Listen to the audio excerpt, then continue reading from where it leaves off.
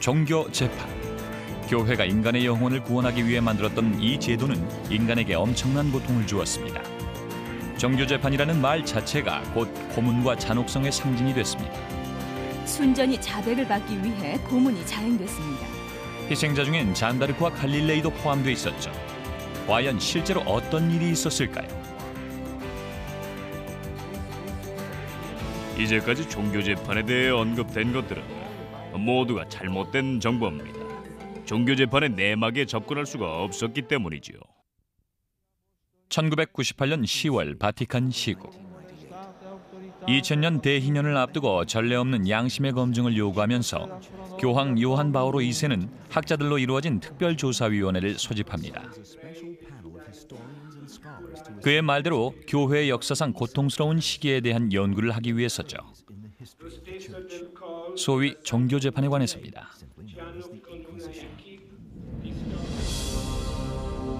연구를 돕기 위해서 교황은 종교 재판에 대한 비밀 기록을 공개할 것을 선언합니다. 200년에 걸쳐서 외부 학자들에게도 접근이 제한되었던 고문서죠.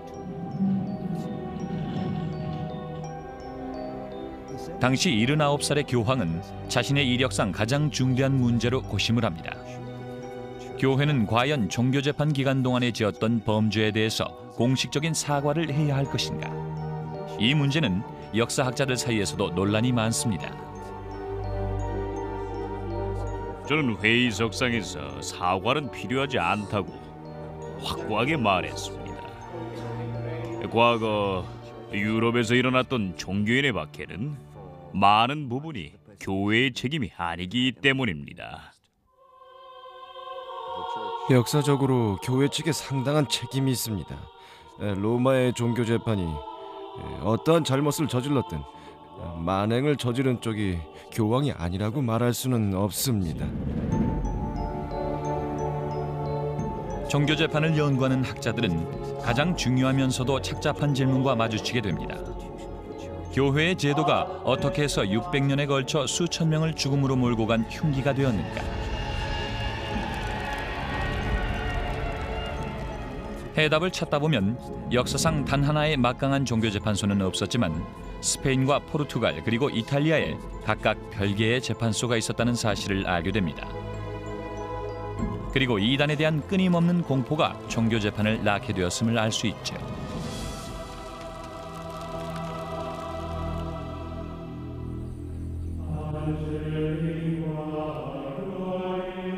중세 암흑시대가 한창이던 1100년경.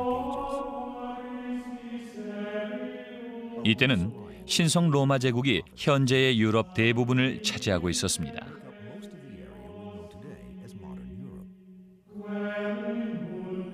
로마의 콘스탄티누스 대제가 기독교로 개종하고 나서 800년 뒤 한때 반동으로 여겨졌던 기독교는 이제 유일하게 합법적인 신앙으로 자리 잡으면서 개인 생활과 사회, 정치 등 모든 방면에 스며듭니다.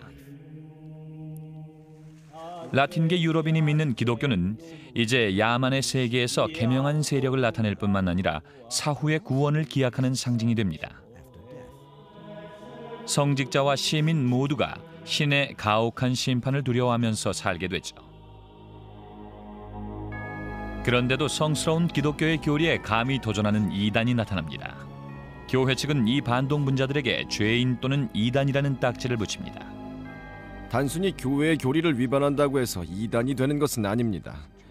교회 당국이 당신은 이단이요 하고 통보해 올 때, 또 그런 다음에도 교회의 권위에 계속 맞설 때 확실한 이단이 되죠. 이단이라는 말은 선택이라는 뜻의 라틴어 하이레시스에서 나온 말입니다. 하지만 12세기경의 이단이란 단어는 무시무시한 의미를 지니게 됩니다. 사회와 인류에게는 치명적인 위협이 되고 하느님에게는 반역으로 여겨지게 된 거죠. 로마법에 따라 반역죄로 확정된 죄인들은 사형에 처할 것이며 재산은 몰수된다. 하느님의 아들 예수를 모독한 자를 신자 명단에서 제명하고 그 재산을 몰수하는데 더 이상 어떤 이유가 필요하겠는가? 인노켄티우스 3세. 교회 측이 강력한 입장을 밝혔음에도 불구하고 자유로운 생각을 하는 집단이 계속 나타나 하느님의 말씀을 자기들 식대로 해석을 하겠다고 고집합니다. 그중 하나가 발도파였습니다. 발도파는 프랑스 남부와 이탈리아 북부 지방을 돌아다니며 청빈한 생활을 하던 순회 전도사들이었습니다. 발도파는 기독교 자체를 너무 단순하게 보는 관점이 문제가 됩니다. 성직자이든 아니든 성령이 감화만 받는다면 누구나 복음을 전파할 능력이 있다고 주장한 거죠. 교회 측은 복음을 공적으로 전파하는 사람은 그 지역 주교의 면허를 받아야 한다고 주장했습니다. 발도파가 선교를 포기하지 않겠다고 거부하자 교황 루키우스 3세는 이른바 교황의 교서라는 포고령을 내립니다. 이 포고령으로 이단의 운동을 단죄하고 그 추종자들을 파문하게 됩니다. 이단은 기독교 사회의 하나의 위협으로 간주됐습니다. 사람들에게 혼란을 주는 행위로 보았죠. 신자들뿐만 아니라 사회에도 혼란을 주고 신앙에서 멀어지게 할 수도 있다고 보았습니다. 그래서 이단과 싸우는데 중점을 두게 된 것이죠. 하지만 발도파는 더 과격한 이단이었던 카타리파에 비하면 그래도 온건한 편이었습니다. 카타리파는 자기들의 신앙만이 참된 신앙이라 생각하고 기존 교회를 악으로 여기면서 공개적으로 적대감을 나타냅니다. 카타리파는 자기네 사제들을 완벽한 사람들 또는 선량한 기독교인으로 부릅니다. 엄격한 금욕 생활을 하기로 서약하고 거짓말과 거짓 맹세, 육식, 그리고 성생활 등을 할 수 없도록 되어 있습니다. 조직화된 교회와 성직자들의 권력 남용을 비판하는 목소리가 높아지자 청렴한 카타리파 사제들의 금욕주의는 저절로 대비가 돼서 더욱 매력적으로 보이는 듯했습니다. 그런 점에서 위대한 군주처럼 살고 있는 법률가나 행정관료들이 운영하는 기존 교회와 비교할 때 그리스도의 생애와 일치하는 삶을 살아가는 집단이 있다는 것은 교회 측으로 볼 때는 여간 당혹스러운 일이 아니었습니다. 13세기경 유럽은 이단의 온상이 됩니다. 남부 프랑스에서는 카타리파가 번성을 합니다. 1208년 랑게독 지방에서 선교를 하던 교황의 대표 한 명을 카타리파 공모자가 살해하는 사건이 일어나자 마침내 긴장이 확산됩니다. 경로한 교황 인노켄티우스 3세는 이단을 응징하기 위해 새로운 종류의 십자군을 소집합니다. 교황은 프랑스 북부의 귀족들에게 프랑스 남부로 가서 그 지역 귀족들을 부추겨서 카타리파의 땅을 장악하고 그들을 국외로 쫓아내 발을 붙이지 못하도록 하라고 촉구합니다. 교황은 같은 기독교인에 대한 이 성전을 알비파의 근거지 이름을 따서 알비 십자군이라고 부릅니다.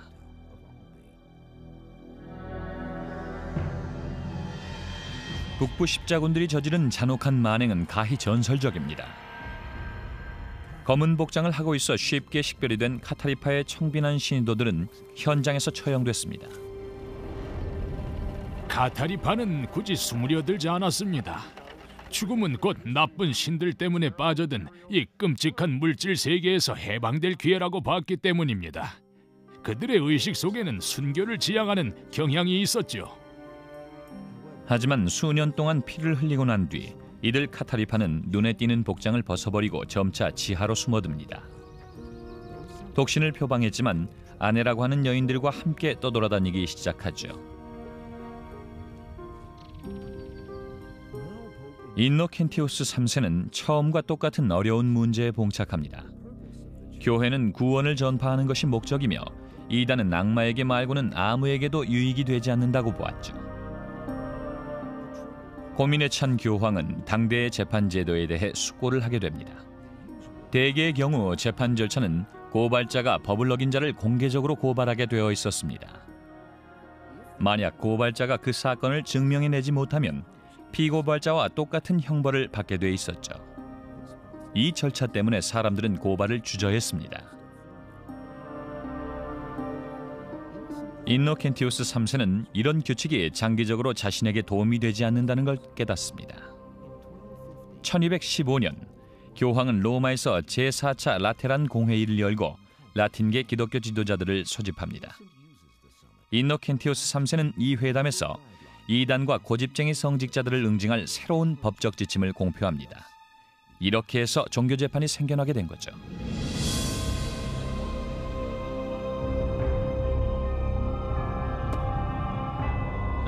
이때 나온 종교 재판 제도는 혁신적인 것이었습니다. 현재의 대배심 제도와 비슷하지요. 그럴듯한 고발 사유가 나오면 일단 기소를 하는 식입니다. 증거를 반드시 댈 필요는 없죠. 이 사람이 죄가 있을지도 모른다고 할 만한 심증이나 증거만 되면 되는 것입니다. 이노켄티우스의 새로운 종교재판법에 따라 조사관은 그 사회 구성원의 의견을 비밀리에 수집해서 사건을 구성할 수 있는 권한을 갖게 됩니다. 1231년경 교황 그레고리우스 9세는 이단의 악행을 조사하는 임기제 특별조사관제를 신설하고 임명제로 하겠다고 주창합니다. 이렇게 해서 중세 종교재판은 무서운 복수로 시작됩니다. 종교재판의 목적은 이단을 멸하기 위한 것입니다. 이단을 멸한다는 것은 이단을 태워 없앤다는 것을 의미했죠. 교황 인노켄티우스 3세는 남부 프랑스에서 활약 중이던 카타리파를 숙청하는 데 실패합니다. 그럼에도 불구하고 1231년 그의 후계자인 교황 그레고리우스 9세는 이단에 대해 새로운 조사 절차를 전면 실시할 계획을 세웁니다. 교황은 몇 사람의 사제와 수도승을 신문관으로 임명하고 독일과 프랑스의 지방으로 내보내 이단을 뿌리 뽑으라고 명령합니다. 속죄하기를 거부하고 계속 선교를 하던 이단은 이제 화형에 처해집니다. 이단 색출에 실패한다 해도 이단은 지옥에 갈 테니까 많은 사람들을 구해내는 것이 목적이었죠. 그러려면 이단을 식별해내야 됐습니다. 그레고리우스 교황은 좋은 조사관을 찾기가 어렵다는 것을 곧 깨닫게 됩니다. 열성문자들은 광신적이어서 통제하기가 어려웠습니다. 초기 조사관들 중에서 가장 악명 높았던 이는 마르부르크의 콘라드입니다. 그는 교황에게 독일에서 루시페르라는 비밀 이단을 찾아냈다고 장담합니다. 폭력 조직으로 이단을 검거한 것이었죠. 때로는 속죄와 화형 중에서 선택을 강요했습니다.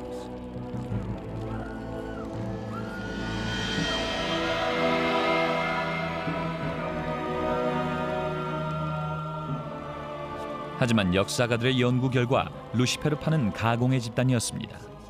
교황의 환심을 사기 위해 콘라드가 날조해낸 것이죠.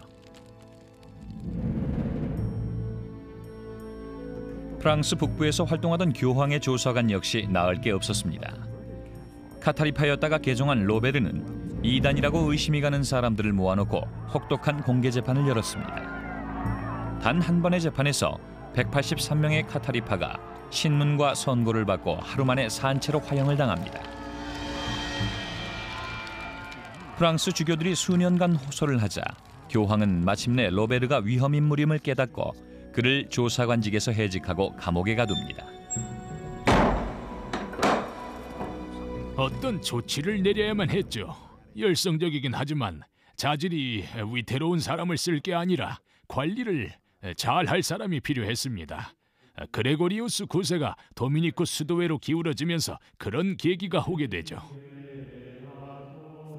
1216년 도미니쿠스 성인에 의해 창설된 도미니크회는 조사관의 임무를 수행하는 데 적임자였습니다.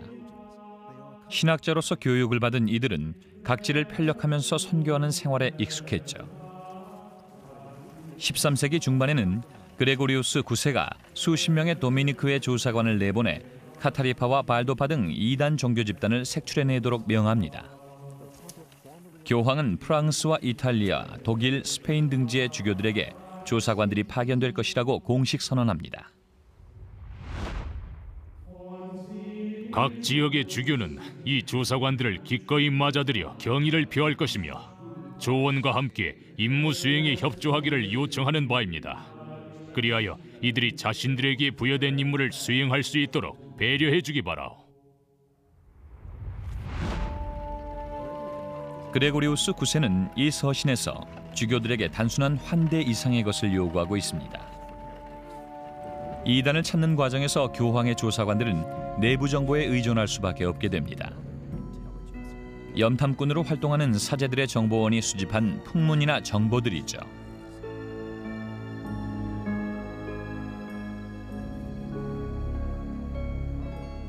지방에서 이들 조사관들의 귀와 눈이 되어준 사람들은 성직자들이었습니다. 친지들과 같은 마을에 살면서 자연히 그 지역에서 도는 풍문에 밝았기 때문이었죠. 옛날 서구의 교수형을 좋아하는 재판관처럼 이들 조사관들은 절차를 기록할 공증인이나 필경사를 동반하고 시내로 쳐들어갑니다. 아마도 하인이나 경호원도 있었겠죠. 그 지역 사제들은 시민들을 모아서 이단의 위험성과 죄악에 대해 설교를 합니다. 일단 설교가 끝나고 나면 조사관은 은총의 기간을 선언하죠. 이단을 저지른 사람도 이 기간에 고백을 하면 관대한 처분을 받게 됩니다. 이단으로 찍혔거나 본인이 이단이었던 사람은 은총의 기간 내에 고백을 하는 편이 좋았습니다. 그 기간이 지나고 나서 조사가 시작된 뒤에 하게 되면은 은총의 기간에 고백한 것보다 성실하지 않다고 간주했기 때문이죠. 몇 주가 지난 뒤 조사관은 은총의 기간은 끝났다고 선언합니다. 이제 무서운 신앙의 칙령 단계가 시작된다고 발표합니다. 이날부터는 고발된 사람은 누구나 체포돼 신문을 당하게 됩니다. 조사관은 모든 증언은 비밀에 붙일 테니 의심이 가는 사람은 누구나 고발하라고 사람들을 부추깁니다. 은총의 칙령이나 신앙의 칙령을 내린 목적은 사람들을 밖으로 끌어내서 재판소로 오도록 하기 위한 것이었습니다. 그 과정에서 공포심과 위협 그리고 회유를 적절히 구사했죠. 조사관은 형을 내리기 전에 최소한 2명의 증인에게서 유죄를 입증하는 증언을 들어야만 합니다. 때로는 소환되는 당일까지도 아무것도 모르는 수도 있습니다. 재판 절차에 따라 진행되는 증언은 대부분 본인도 모르는 사이에 이루어졌습니다. 재판정에 나갔을 때는 이미 조사는 끝나 있는 상태죠. 현재 형사 재판과는 달랐습니다. 허위나 악의적인 고발이 있을 수도 있으므로 조사관들은 진실과 허위를 구별해내야 합니다. 법정에 불려나온 피고인은 먼저 원한 관계에 있는 사람들의 이름을 대라는 요구를 받습니다. 증언자 명단과 일치하는 이름이 나오면 그 증언은 채택되지 않습니다. 하지만 법적인 보호는 거기서 끝납니다. 피고인은 고발인의 이름이 누구인지 또 고발 내용조차도 알 수가 없습니다. 일단 조사관에게 잡히면 무죄를 증명하기란 매우 어렵습니다. 이단 행위를 고백한 혐의자들도 다른 사람을 이단으로 고발하기 전까지는 교회와 화해할 수가 없습니다. 만약에 피고발인이 망설일 때는 무기징역을 받고 재산을 몰수당하게 되죠.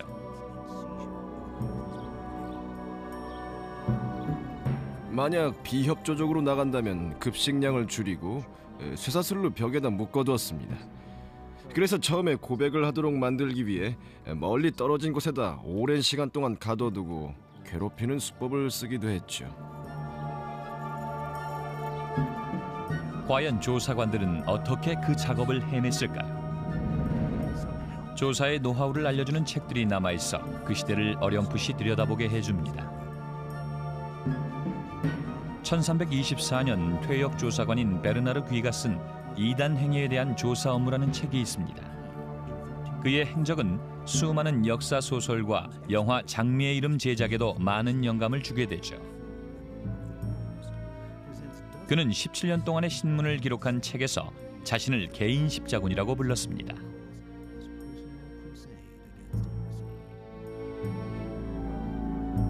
조사의 목적은 이단을 멸하려는 것이다. 이단을 멸하기 위해서는 이교도를 처단해야 한다. 1324년 베르나르 귀. 조사관들은 자신들이 전투요원이라고 생각했습니다.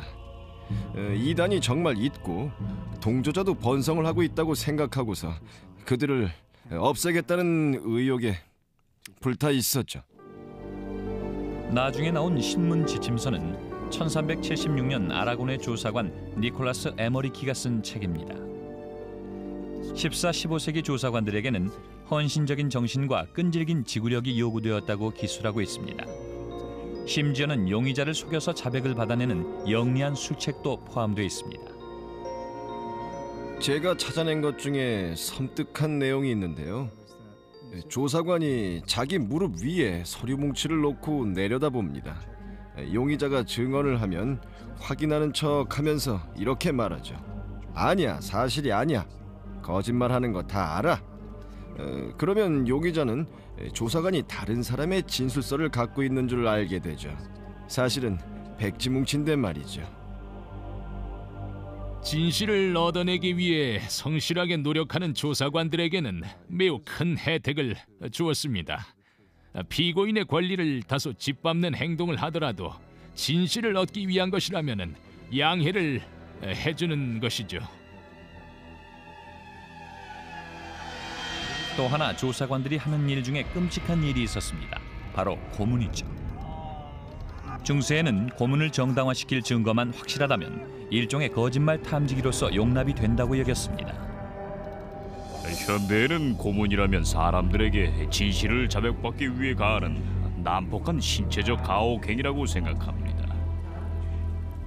하지만 그 당시에는 피고인의 진실을 이야기하지 않는다면 그것도 한 가지 방법이라고 봤습니다. 원래 고문의 역할이 그것이죠. 필요할 때 특별한 상황에서 쓰이는 법적인 도구입니다. 1252년 이전에는 조사관들에게 고문 사용을 금지했습니다.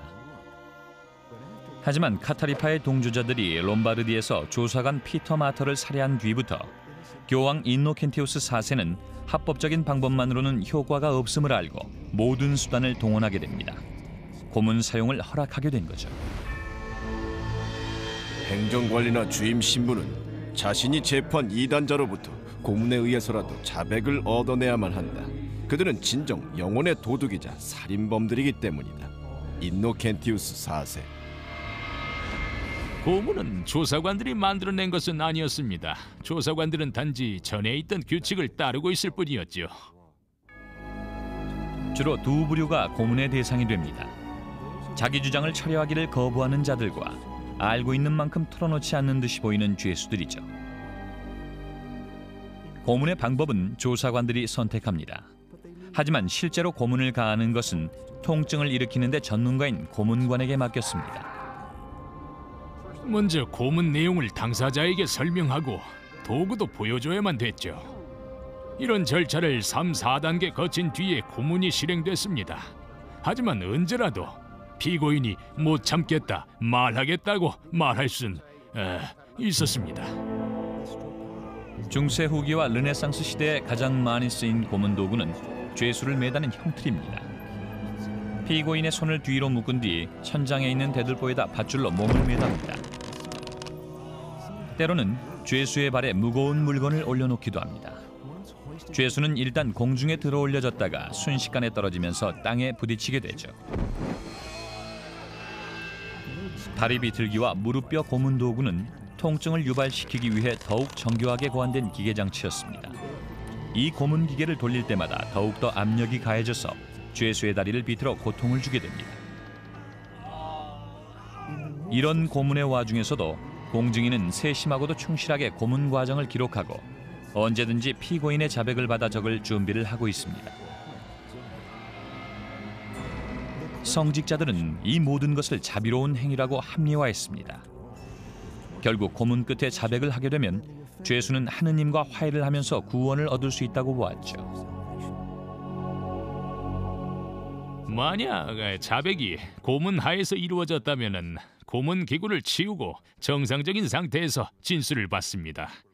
피고인이 단지 이 통증에 대한 공포심에서 자백을 했는지 아니면은 정말 그렇게 말했는지를 확인하기 위해서 피고인에게 다시 물어보는 것이죠.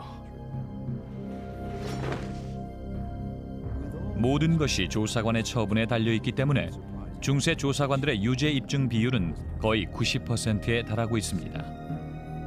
이 이단은 정말 그렇게 널리 퍼져 있었을까요? 아니면 조사관들이 공포심을 유발해 거짓 자백을 하도록 만들었을까요?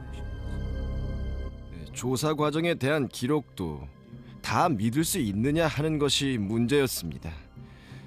조사관들은 자신들이 원하기만 하면 거의 무슨 죄든 자백하게 만들 수 있었기 때문이죠.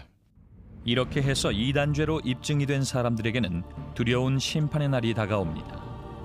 조사관들은 피고인의 확실한 혐의 사실을 확보하고 있기 때문에 구제받을 길은 전혀 없었죠. 13, 14세기 내내 조사관들은 남부 유럽을 휩쓸고 다니면서 이단에 대한 정보를 조사하고 수집했습니다. 사제들은 자신들이 무고한 영혼을 구하기 위해 전쟁을 치르는 전선의 용사라고 생각했죠. 하지만 그들이 전장을 떠날 땐 수많은 사상자만 남게 되었습니다. 종교재판은 시민들까지 겁에 질리게 해서 친구나 이웃들을 고발하게 만들어 가정을 해체하고 평화로운 지역사회를 온갖 거짓과 추측이 난무하는 살벌한 거리로 바꾸어 놓았죠. 신성 로마 제국은 물론 유럽 전역에서 마을 사람들이 공포에 떨며 재판소장의 말씀을 기다립니다. 최종 심판의 단계죠. 형벌은 공개적인 형벌에서 구금이나 강제 노역 등 개인에 따라 다릅니다. 유죄로 입증되면 수치심을 갖도록 하기 위해 이단임을 나타내는 독특한 복장을 입으라는 명령을 받게 됩니다. 이들이 옷 위에 꼭 걸치는 것이 노란 십자가였습니다. 하나는 앞에다가 하나는 뒤에다가 걸었죠. 외출을 할 때는 항상 걸쳐야만 됐습니다. 다른 옷으로 그 십자가를 가려서도 안 되었고 다 닳게 되면 새 것으로 바꾸도록 되어 있었죠. 노란 십자가로 낙인 찍힌 이들은 천민이 됩니다. 하지만 이들의 운명은 그래도 자기 신앙을 고수하는 이단자가 받는 고통에 비하면 나았습니다.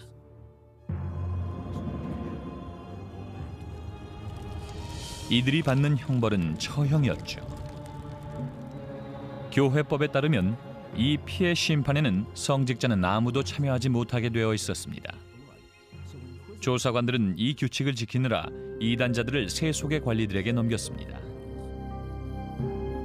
조사관들은 더러 위선적인 악어의 눈물을 흘리기도 하고 정부 당국자가 자비를 베풀기를 바란다는 말을 하기도 했습니다. 하지만 화형을 당할 것은 너무나 뻔한 일이었죠. 이단으로 심판을 받은 자들이 종교재판에 의해 행정당국자에게 넘겨질 때 그 시의 치안 판사는 당장 처형해야 하고 적어도 5일 안에 처형해야만 한다. 1252년 인노켄티우스 4세. 수도 원장이 내린 선고 내용을 실천하기 위해서 세속의 행정당국자는 죄인을 성문 밖으로 데리고 나갑니다.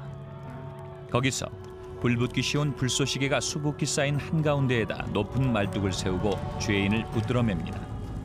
조사관들은 절대 처형장엔 참석하지 않습니다. 처형장에서도 신부에게 마지막 고해성사를 할 수 있습니다. 하지만 세속의 법정으로 넘어간 이상 방법은 없죠. 거기서 처형권을 갖기 때문입니다. 화형이란 상상만 해도 끔찍한 처형 방법입니다. 죄인이 완전히 불에 다 타기까지는 몇 시간이 걸리죠. 만약 희생자가 운이 좋거나 가족 중에 실력자가 있다면 생나무 가지나 젖은 나무가 많아서 연기가 많이 나게 됩니다. 산채로 불에 굽히면서 천천히 고통스럽게 죽는 것보다는 연기에 제식돼 죽는 것을 더 선호했죠.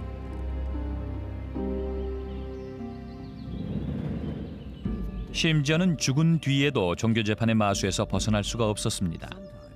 때로는 몇 년 전에 죽은 사람들도 사후에 기소당해 이단으로 유죄 판결을 받게 됩니다. 그러면 묘지를 파서 유골을 불에 태웁니다. 살아있는 가족들은 더욱더 비참한 일을 당하게 되죠. 세속의 경찰이 죽은 이단자의 재산을 몰수해 가족들을 빈털터리로 만들었습니다. 신앙이 아무리 좋아도 소용없었죠.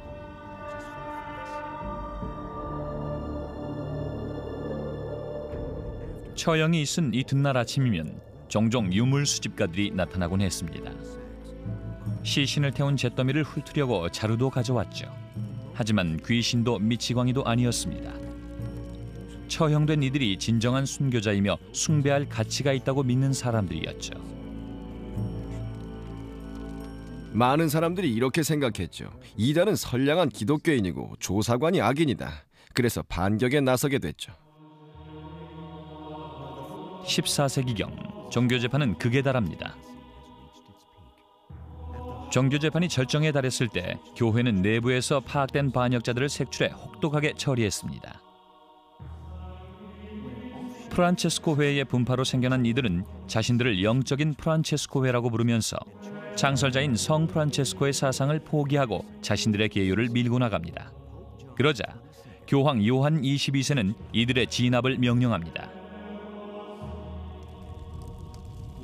영적인 프란체스코 회 지도자 4명이 1317년 마르세유에서 화형을 당하면서 남은 신도들은 설득을 당해 교회 품으로 되돌아오게 되죠. 교황 그레고리우스 9세가 종교재판을 주창한 지 150년이 지나자 가장 두드러진 이단이었던 카타리파와 발도파는 서유럽에서 거의 근절됩니다.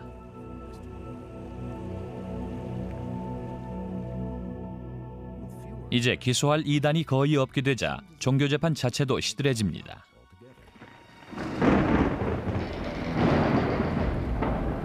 그러던 것이 14세기 반대자에 대한 복수의 수단이었던 마녀 사냥으로 되살아나게 되죠. 마녀 사냥도 이단과 연결되어 있습니다. 마력을 얻기 위해 마녀는 신을 부정하고 자신이 세례 교인임을 부정해야 합니다. 자연히 교회와의 계약을 어기고 악마에게 경의를 표해야만 되죠. 악마는 뭐든 공짜로 주진 않으니까요. 초기의 마녀 사냥은 정치로 얼룩지게 됩니다. 1307년 프랑스는 연이은 전쟁의 패전으로 거의 파산을 하게 됩니다. 당시 왕이었던 필립 4세는 템플 기사단이 소유하고 있던 부와 재산이 탐이 났죠. 1차 성지 십자군 전쟁 기간 동안 수도승으로 결성된 이 기사단은 당시 세력이 막강하고 영향력도 컸습니다. 필립 왕은 이들에게 주수를 행사했다는 혐의를 씌웁니다. 그 뒤 7년에 걸쳐서 유럽 전역에서 수천 명의 템플 기사단이 고문과 투호 끝에 화형을 당합니다. 현대 역사가들 중 템플 기사단이 받았던 혐의인 변태와 악마 숭배, 이단 행위 등에서 유죄라고 생각하는 이들은 아무도 없습니다. 저도 순전히 필립 왕이 날조해낸 것이라고 생각합니다. 종교재판이라는 절차가 어떻게 왜곡될 수 있는지를 알려주는 어처구니 없는 예라고 할 수 있죠.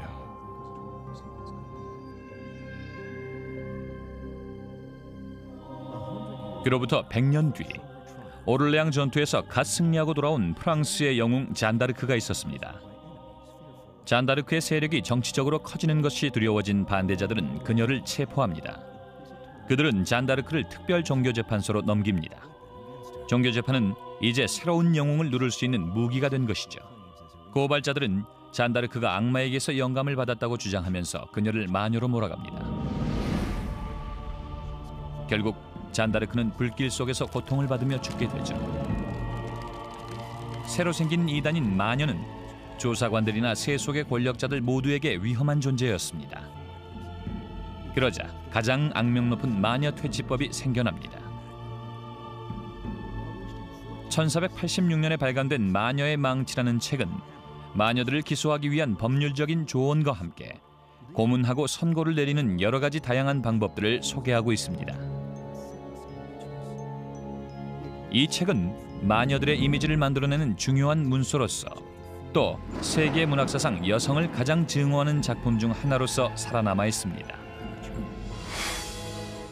여자가 홀로 생각할 때는 오로지 악한 생각밖에 하지 않는다. 여자는 몸과 마음이 다 연약하므로 마녀의 주문에 넘어가는 것이 당연하다. 모든 마녀는 여성 안에 있는 육체적인 욕구가 만족되지 않을 때 생기는 것이다. 마녀의 망치 중에서 이제까지 밝혀진 마녀의 망치의 저자 중에는 하인리 크레머라는 조사관이 있습니다. 하지만 그 사람이야말로 육체적인 욕구를 통제하지 못해 고민에 빠져 있었죠. 1485년 그는 지금의 오스트리아 인스부르크 지역의 종교 재판소를 맡고 있었는데 죄인들이 대부분 여성들인데다가 신문 내용도 성행위에 관한 것이었기 때문에 스스로 궁지에 빠졌지요. 크레머가 병적으로 성에 집착하는 데 놀란 주교는 그를 해임하고 죄수들을 풀어주었습니다. 2년 뒤에 마녀의 망치라는 책이 출간됩니다. 크레머가 인스부르크에서 조사관으로서 체험한 내용과 여성에 대한 혐오감을 바탕으로 하고 있죠. 그 뒤 200년에 걸쳐 마녀의 망치는 베스트셀러가 되고 4개 국어로 출판이 됩니다.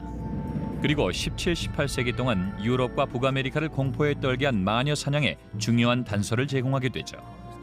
세속의 권력과 카톨릭 그리고 개신교회 모두가 마녀 사냥에 주력하게 됩니다. 15세기경에는 교황청으로부터 새로운 정책이나 비전이 나오지 않자 종교 재판도 점차 사라지기 시작합니다. 대개 조사관이 이단을 추적하고 싶어 해야만 할 일이 있었는데 조사관이 관심이 없으니 아무 일도 없었죠. 그러자 종교 재판은 김이 빠지게 됐습니다. 이제 스페인에서는 영리한 왕과 신앙심 깊은 왕비가 종교 재판을 빙자해서 백성들에게 무서운 권력을 행사하게 됩니다. 한 번에 화형을 당한 사람들의 수는 현재 기준으로 봐도 깜짝 놀랄만 했습니다.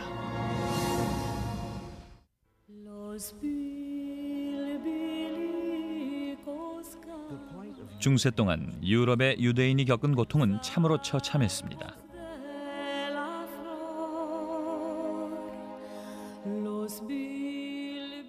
이 나라 저 나라에서 추방을 당한 유대인 중 많은 이들이 4세기에 스페인에 정착을 하게 됩니다.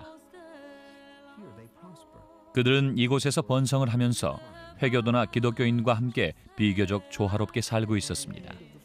하지만 14세기 말경 몇 차례의 경제적 사회적인 봉기가 일어나면서 해묵은 편견이 일어납니다. 1380년과 90년에는 반유대인 폭동이 일어나 유대인 교회당 방화와 수천 명의 유대인 학살로 이어지게 됩니다. 당황한 스페인 정부는 해결책으로 유대인들에게 스페인을 영구히 떠나거나 기독교로 개종하라고 명령합니다.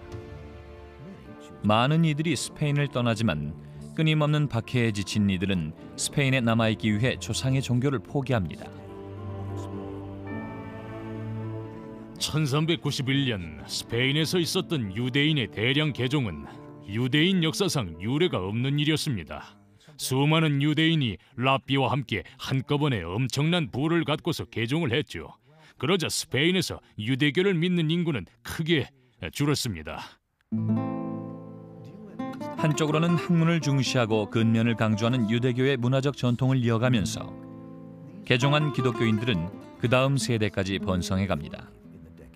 그동안 유대교인으로서는 일자리나 공직을 갖는 것이 불법이었지만 이제 완전한 기독교인으로서 모든 기회를 다 누릴 수 있게 된 것이죠.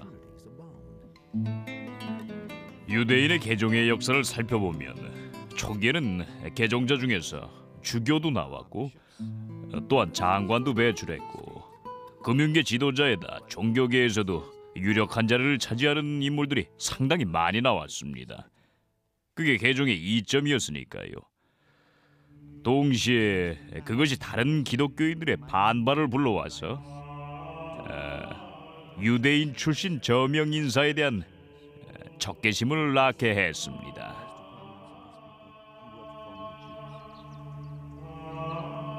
몇 세대가 지나자 스페인 교회의 유력 인사들은 개종자들이 겉으로는 개종한 것처럼 굴면서 비밀리에 유대교 의식을 행하고 있다는 주장을 하기 시작합니다. 유대교 의식을 따르는 이런 현상은 실제로 근거는 있었습니다. 개종했다고 선언한 기독교인도 조상으로부터 물려받은 관습은 지키고 있었기 때문이었죠.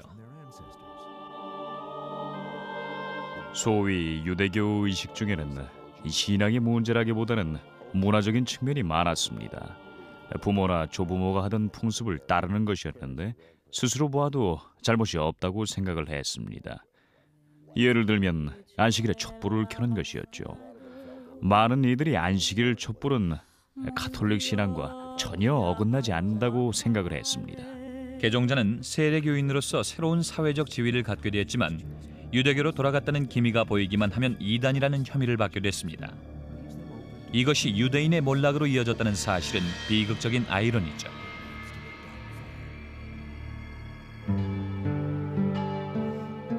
(1469년) 아라곤 왕국의 페르디난도 왕자와 카스티유 왕국의 이사벨라 공주가 결혼함으로써 강력한 두 왕국이 스페인을 통일합니다. 열성적인 카톨릭 신자였던 이사벨라 왕비에게 도미니크의 보좌관들은 개종자들이 비밀리에 유대교 의식을 행함으로써 스페인의 통일을 저해한다고 귀띔합니다. 그러자 정교 재판이 해결책으로 떠오르죠. 성직자가 종교 재판을 요구한다면 광신적이어서가 아닙니다.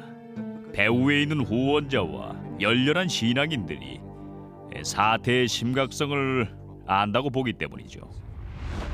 교활하고 정치적인 술수에 능했던 페르디난도 왕은 로마 카톨릭 교회와 손잡는 것이 여러모로 스페인의 이득이 될 수 있다고 생각합니다. 페르디난도의 마음속에는 또 한 가지 노리는 것이 있었습니다. 개종자들의 재산을 어떻게 자기 손에 넣을까 하는 것이었죠.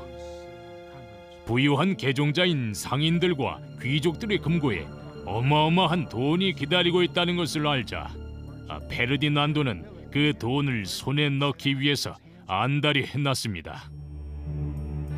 페르디난도 왕이 해야 할 첫 번째 조치는 교황과 접촉해서 스페인 내 유대인 문제에 대해 우려를 표명하는 것이었습니다. 유대인들과의 접촉과 교류를 통해 기독교인들이 큰 고통을 받고 있습니다. 유대인들이 기독교인들을 가톨릭 신앙에서 떼어놓으려고 유혹하기 때문입니다.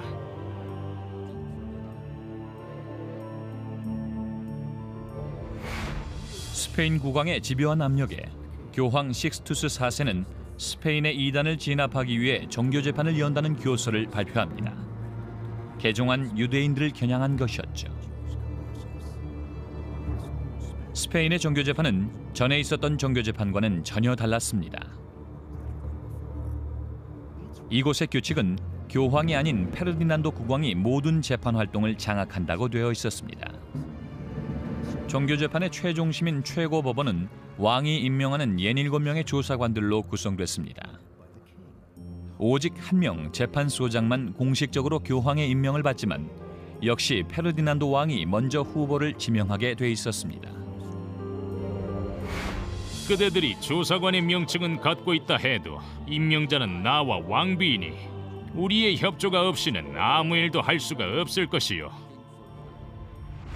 그 얘기는 스페인 종교 재판에서는 국가 권력이 개입을 해서 모든 권한을 통제한다는 뜻입니다. 중세 때도 없었던 일이었죠.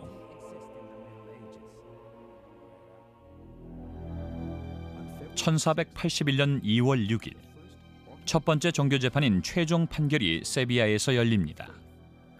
스페인 종교 재판의 상징이 되는 이 사건에서 100명의 남녀 개종자들이 비밀리에 유대교 의식을 했다고 하는 혐의로 교회에 불려나와 재판을 받습니다. 아이든 아니든 성령이 감화만 받는다면 누구나 복음을 전파할 능력이 있다고 주장한 거죠. 교회 측은 복음을 공적으로 전파하는 사람은 그 지역 주교의 면허를 받아야 한다고 주장했습니다.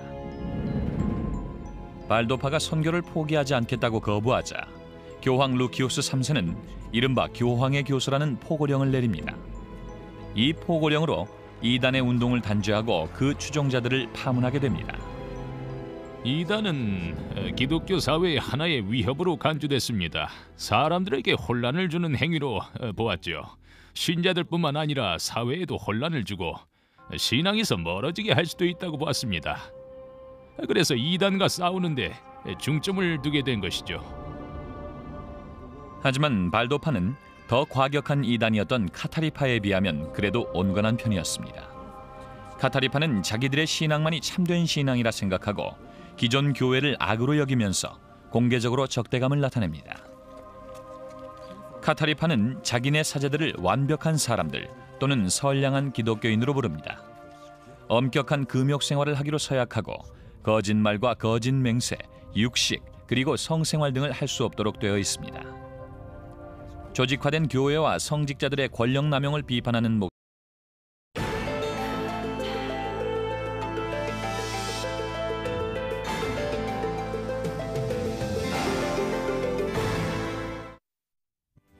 종교 재판. 교회가 인간의 영혼을 구원하기 위해 만들었던 이 제도는 인간에게 엄청난 고통을 주었습니다. 종교 재판이라는 말 자체가 곧 고문과 잔혹성의 상징이 됐습니다. 순전히 자백을 받기 위해 고문이 자행됐습니다. 희생자 중엔 잔다르크와 갈릴레이도 포함되어 있었죠. 과연 실제로 어떤 일이 있었을까요? 이제까지 종교 재판에 대해 언급된 것들은 모두가 잘못된 정보입니다. 종교 재판의 내막에 접근할 수가 없었기 때문이지요. 1998년 10월 바티칸 시국. 2000년 대희년을 앞두고 전례 없는 양심의 검증을 요구하면서 교황 요한 바오로 2세는 학자들로 이루어진 특별조사위원회를 소집합니다. 그의 말대로 교회의 역사상 고통스러운 시기에 대한 연구를 하기 위해서죠. 소위 종교 재판에 관해서입니다.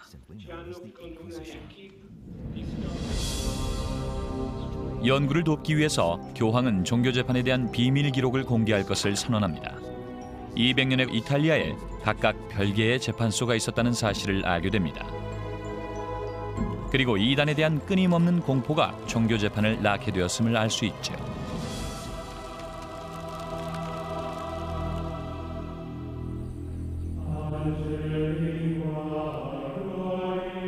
중세 암흑 시대가 한창이던 1100년경. 이때는 신성 로마 제국이 현재의 유럽 대부분을 차지하고 있었습니다.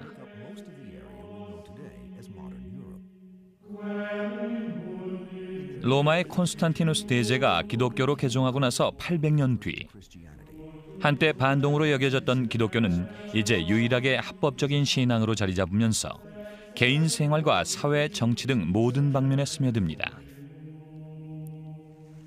라틴계 유럽인이 믿는 기독교는 이제 야만의 세계에서 개명한 세력을 나타낼 뿐만 아니라 사후의 구원을 기약하는 상징이 됩니다. 성직자와 시민 모두가 신의 가혹한 심판을 두려워하면서 살게 되죠. 그런데도 성스러운 기독교의 교리에 감히 도전하는 이단이 나타납니다. 교회 측은 이 반동 분자들에게 죄인 또는 이단이라는 딱지를 붙입니다. 단순히 교회의 교리를 위반한다고 해서 이단이 되는 것은 아닙니다. 교회 당국이 당신은 이단이요 하고 통보해 올 때, 또 그런 다음에도 교회의 권위에 계속 맞설 때 확실한 이단이 되죠. 이단이라는 말은 선택이라는 뜻의 라틴어 하이레시스에서 나온 말입니다. 하지만 12세기경의 이단이란 단어는 무시무시한 의미를 지니게 됩니다. 사회와 인류에게는 치명적인 위협이 되고 하느님에게는 반역으로 여겨지게 된 거죠. 로마법에 따라 반역죄로 확정된 죄인들은 사형에 처할 것이며 재산은 몰수된다.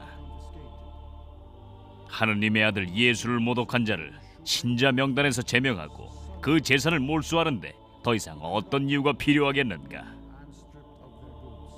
인노켄티우스 3세.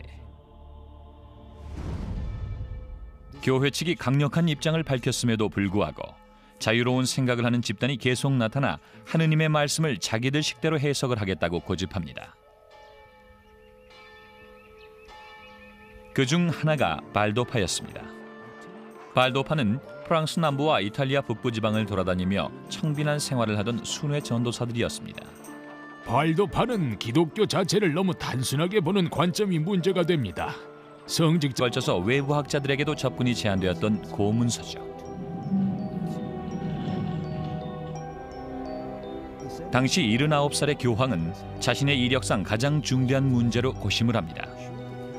교회는 과연 종교재판 기간 동안에 지었던 범죄에 대해서 공식적인 사과를 해야 할 것인가? 이 문제는 역사학자들 사이에서도 논란이 많습니다. 저는 회의석상에서 사과는 필요하지 않다고 확고하게 말했습니다. 과거 유럽에서 일어났던 종교인의 박해는 많은 부분이 교회의 책임이 아니기 때문입니다. 역사적으로 교회 측에 상당한 책임이 있습니다.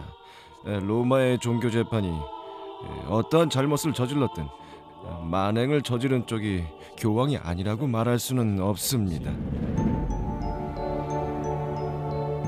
종교 재판을 연구하는 학자들은 가장 중요하면서도 착잡한 질문과 마주치게 됩니다.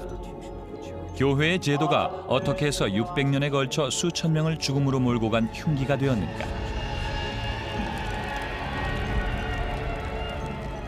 해답을 찾다 보면 역사상 단 하나의 막강한 종교재판소는 없었지만 스페인과 포르투갈 그리고